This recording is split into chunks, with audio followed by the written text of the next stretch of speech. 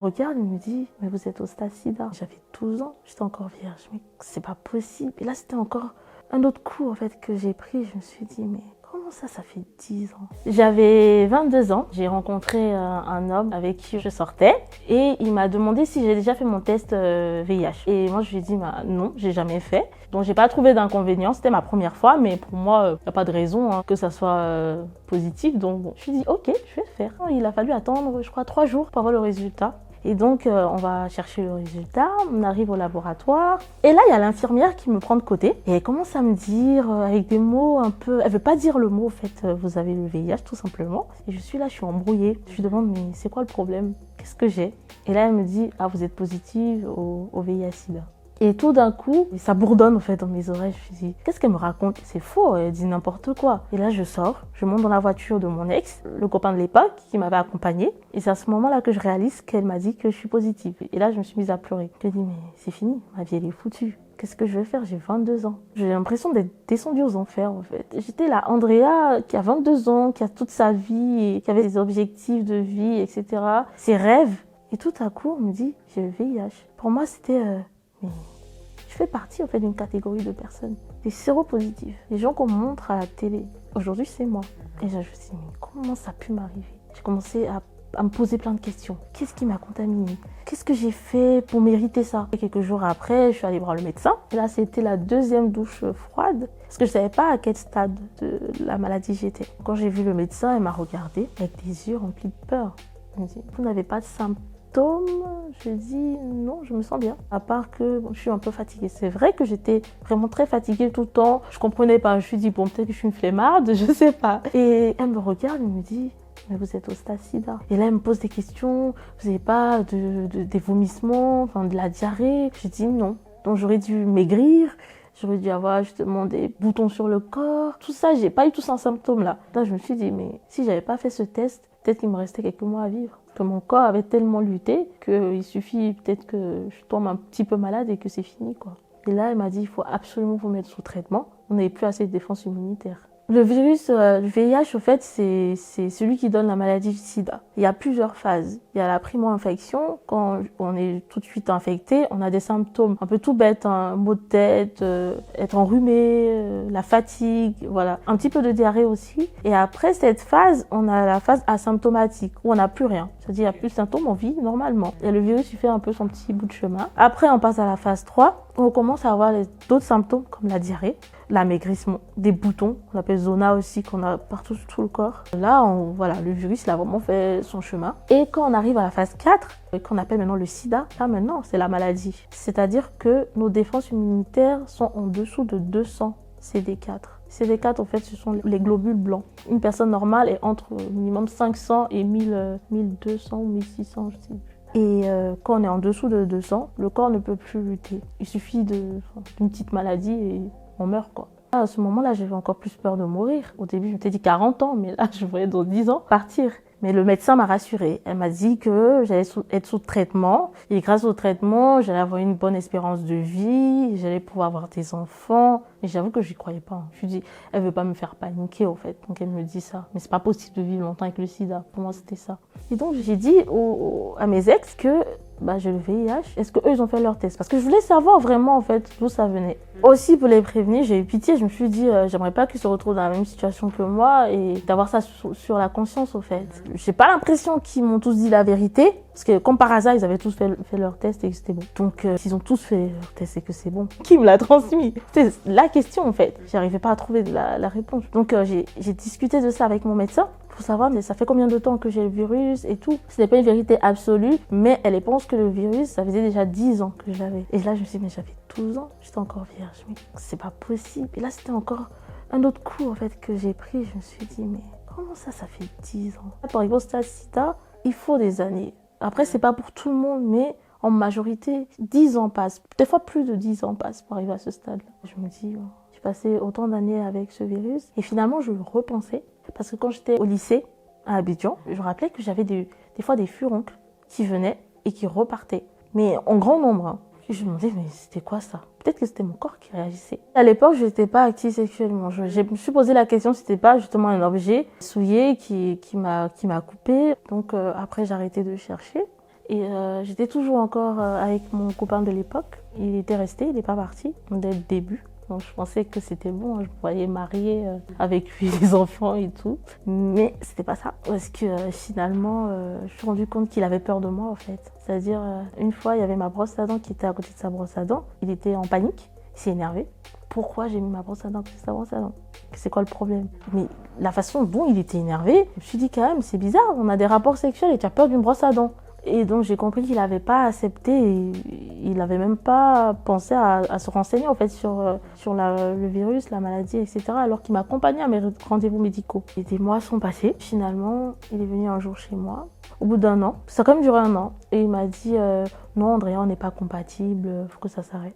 J'ai dit ok, j'ai eu mal. Je lui ai dit mais c'est fini pour moi. J'ai même supplié à genoux de rester. Et il m'a dit non, il peut pas, il s'en va. J'ai fait une tentative de suicide. J'ai avalé les comprimés de mon traitement, toute la boîte. Parce que j'ai lu que une overdose, ça pouvait tuer.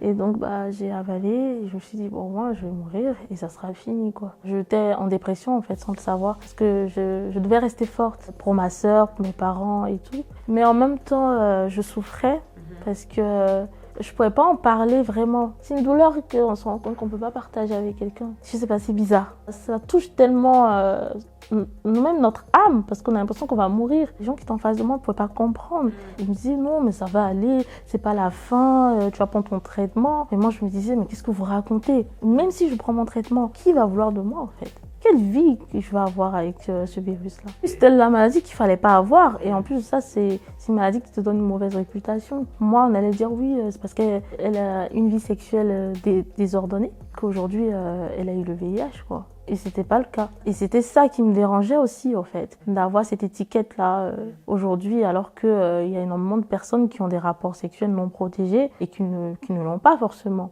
Et je trouvais ça injuste. J'avais une vie sexuelle, c'est vrai que j'avais des copains, mais j'avais un seul copain à la fois. J'avais pas une vie sexuelle désordonnée, je me droguais pas, je faisais pas la fête à outrance. Franchement, j'étais une fille rangée, une fille banale en plus. Et je me suis pas dit que je pouvais être exposée au VIH/SIDA. Et on se rend compte que ça peut toucher n'importe quelle personne finalement.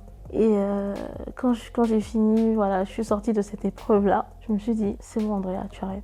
Il faut que tu reprennes ta vie en main, c'est pas possible. Même si te reste 10 ans à vivre, tu vas vivre ces 10 ans. Et ce gars-là, ciao.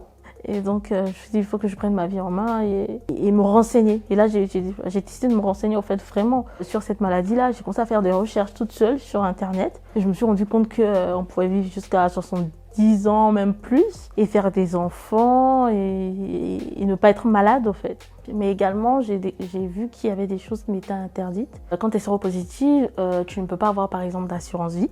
Et pour prendre un prêt, à la banque aussi, tu as énormément de refus parce qu'on remplit pour l'assurance la case santé. Pour voyager aussi, il y a des pays qui n'acceptent pas. Avant, les États-Unis n'acceptaient pas, mais aujourd'hui, ils acceptent. Mais le Canada, tu ne peux pas être résident au Canada quand tu es séropositif, à moins d'avoir un conjoint canadien et d'avoir une sécurité sociale privée. Et même, par exemple, en Côte d'Ivoire, et je crois qu'en France aussi, on ne pouvait pas rentrer à l'ENA et tout. Pas participer au concours public. On demande le test VIH. Je ne peux pas être dans la police, gendarme, ni être militaire. Non, ça, je l'ai su beaucoup plus tard dans mes recherches parce que le médecin, il vient juste, il te dit ton traitement, il est bon et puis ciao, quoi. On ne nous dit pas vraiment toutes les réalités. Mais bon, j'ai repris goût à la vie. Donc pour moi, bon, ça allait, quoi. Et un jour, j'ai décidé de sortir, d'aller à une fête, en fait. Et donc, à cette soirée, j'ai rencontré un homme avec qui le courant est très bien passé. Et là, je me suis dit, non, Andrea, t'emballe pas. Tu sais que tu as un autre problème.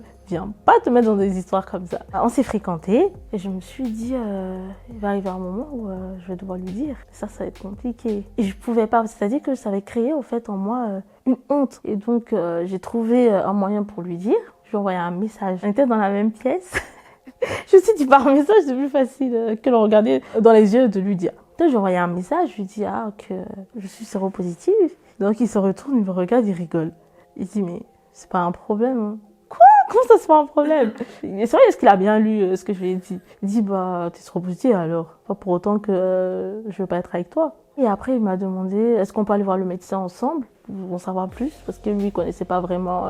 Il savait qu'on pouvait vivre avec, mais après, il sait pas vraiment de tout ce qui peut en découler de la maladie. Donc, on allait voir mon médecin, qui lui a expliqué que, voilà, je suis bien mon traitement et que justement, je suis indétectable. Être indétectable, c'est lorsque, en fait, le virus a une quantité très très faible dans le sang et donc ne peut plus se transmettre. Je ne peux pas avoir des rapports non protégés, je ne peux plus le contaminer. Et donc le médecin lui a expliqué ça et donc il était rassuré, il était vraiment rassuré, c'est dit ah mais bon ça va, t'as juste à prendre des médicaments, pas grave. Et donc on a fait nos petites vies, ça se passait très bien. Je sentais que j'étais vraiment à l'aise avec lui, il ne mettait pas de différence, je me sentais comme une femme en fait, tout simplement. On a aménagé ensemble. Et là, j'ai commencé à vouloir avoir un enfant. Là, c'était la question qui se posait, comment on allait faire un enfant? Parce qu'à l'époque, je ne savais pas qu'on pouvait avoir des rapports non protégés. Donc, je me disais, mais comment on va faire des enfants si on ne peut pas avoir des rapports? Je me renseigne sur Internet, où je vois que on peut faire une auto-insémination. Ça dit que le gars, il recueille le sperme, son sperme dans un pot en plastique, et avec une seringue sans aiguille, il me l'injecte. Comme un truc comme une fibre en fait. Et je me suis dit, bon, on va faire ça. Et donc, c'était ma première grossesse, j'étais super contente. On pouvait le faire sans préservatif dès le début et on s'est quand même cassé la tête à faire tout ça. Heureusement que c'était que pour le premier parce que c'est un exercice, hein, Pour moi, c'était vraiment, j'ai besoin de faire un enfant. Parce qu'on m'a dit que j'allais pas avoir d'enfant. Donc, je voulais avoir cet enfant-là. Je le ressentais un peu profondément, en fait. Et aussi, avoir un enfant, c'était une manière de cacher aussi ma séropositivité. C'est-à-dire que quand les gens allaient voir que j'ai un enfant, ils ne pouvaient jamais imaginer que j'ai le VIH. Je construisais une identité à l'opposé de tous les clichés, en fait, liés au VIH-Sida. Et en plus de ça, j'étais pas toute maigrichonne, quoi. Donc, quand les gens me voient, t'es bien portante. Enfin, tu fais pas malade. Donc, dans la tête des gens, même s'il y avait la rumeur, je me disais, c'est faux. Elle a un enfant. Elle est mariée et elle est pas mince. Donc, pour les gens, c'est faux. C'était une thérapie, en fait, pour moi. Parce que, par exemple, je voulais pas aller dans les groupes de parole. Parce que je voulais pas être associée à la maladie, en fait. Pour moi, aller dans les groupes de parole, j'allais être avec les gens séropositifs, c'est ces endroits qui font pitié. En fait, pour moi, c'était ça dans ma tête. C'est-à-dire, non, j'ai pas besoin de leur ressembler, en fait. Parce que pour moi, dans mon esprit, en fait, c'était difficile d'arriver à me dire, je suis séropositive. C'est-à-dire qu'à chaque fois que je me dis, ah, Andrea, t'es séropositive, je déprime. Quand je pense pas à ça, tout va bien. C'était vraiment difficile d'accepter ce statut-là, ce mot-là. J'étais la plus violente envers moi-même, en fait. C'était de l'autostigmatisation. Et finalement, il y a énormément de personnes séropositives qui le font, en fait. À force d'entendre certaines choses, on répète nous-mêmes, en fait. Et on n'arrive pas nous-mêmes à s'accepter, à s'aimer. Et donc, cette grossesse s'est très bien passée. Et j'ai accouché par césarienne, par choix. Le médecin m'a laissé le choix parce que je pouvais accoucher par voie basse, étant donné que j'étais indétectable. Mais la flippette, j'ai choisi la césarienne. Au moins, c'est zéro risque. Et après, si on n'est pas indétectable, ce n'est pas grave. Parce que sous traitement aussi, on ne transmet pas le virus. Mais c'est quand même à partir d'un certain seuil. C'est-à-dire qu'il ne faudrait pas avoir des tachages virales, c'est-à-dire le nombre de virus dans le sang, très très élevé en fait. Et à la naissance, on donne un traitement antirétroviral à l'enfant pendant 2 semaines à 4 semaines pour éliminer toute trace du virus. Juste par précaution. Les enfants, eux, s'ils sont suivis, il n'y a aucun problème. Et après ma première fille, et bon, finalement, on a commencé à avoir des rapports non protégés. Le médecin nous a donné l'autorisation. Après tout ça, on a eu notre deuxième fille. Et ensuite, la troisième fille, qui est venue juste après. Et c'est quand j'étais enceinte de ma troisième fille qui m'est venue l'idée, en fait, de parler publiquement du virus, en fait. Je me suis rendu compte que j'avais commencé à guérir au fur et à mesure que les années passaient. Finalement, ta vie, elle est pas pire qu'une autre personne. Enfin, tu vis bien, quoi. Tu vis comme n'importe quelle autre personne. Et les gens peuvent même pas s'imaginer que tu vis avec du VIH. Et je pense que c'est le moment d'aider toutes les personnes qui souffrent. Et aussi de déconstruire l'image qu'on a sur le VIH-Sida. Je pense que ça a quand même beaucoup évolué au fil des années. Et si toi, tu l'as eu, faut te rendre compte que n'importe quelle personne peut l'avoir, en fait. Et là, je disais de prendre la parole, raconter mon histoire. Je me dis, ça peut donner de l'espoir aux gens. Ça peut aussi casser justement les préjugés. Et d'autres personnes qui sont en souffrance peuvent se rattacher, en fait, à mon histoire. Se dire, ah, mais elle est passée par là et puis elle a pu construire une vie. Et que moi aussi, je passe par là. Je peux trouver quelqu'un, en fait, à qui m'identifier pendant ce moment, en fait, de souffrance, à qui je peux parler, etc. Et donc, je l'ai fait sur les réseaux sociaux. Et finalement, à ma grande surprise, j'ai eu que des messages positifs. De gens que je connais, des gens que je connais pas, qui m'ont envoyé plein de messages d'amour. Je suis restée tout ce temps comme ça, à m'auto-stigmatiser, alors que les gens m'ont donné autant d'amour. Je n'ai plus honte. C'est juste une maladie comme une autre, en fait. Et il faut que les gens sachent ça.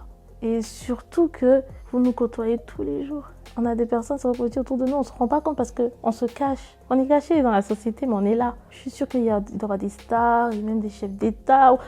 Il y a tout le monde, mais sauf qu'on est caché. Donc c'est un peu ce message-là aussi que je vais faire passer en prenant la parole à travers les médias, de donner un visage au VIH.